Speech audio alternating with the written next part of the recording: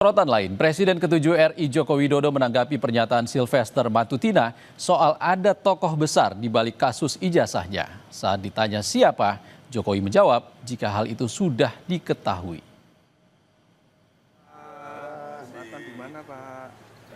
Menurut Jokowi, pernyataan Sylvester Matutina bahwa ada tokoh besar yang menyokong Roy Suryo CS mendukung ucapannya yang menyebut ada agenda besar politik di balik kasus ijazah dan pemakzulan.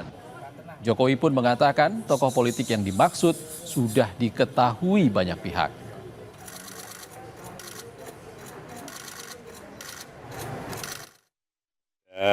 Agenda besar politik dalam tuduhan ijazah palsu maupun pemakzulan. Artinya memang ada orang besar, ada yang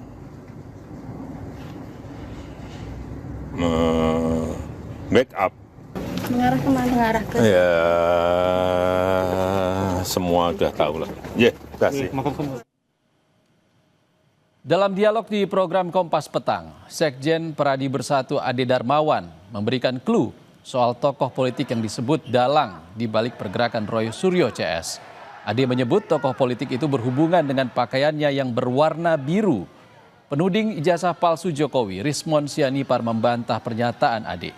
Rismon menegaskan jika saat melakukan investigasi ijazah Jokowi, Rismon melakukan secara mandiri tanpa ada yang membiayai.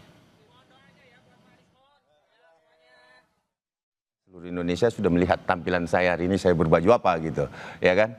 Nah, sisa men-challenge saja, mencari pemikiran sendiri, berpikir masyarakat sendiri. Bahwa siapa sih kira-kira dalangnya gitu loh. Nah, saat ini saya berbaju apa?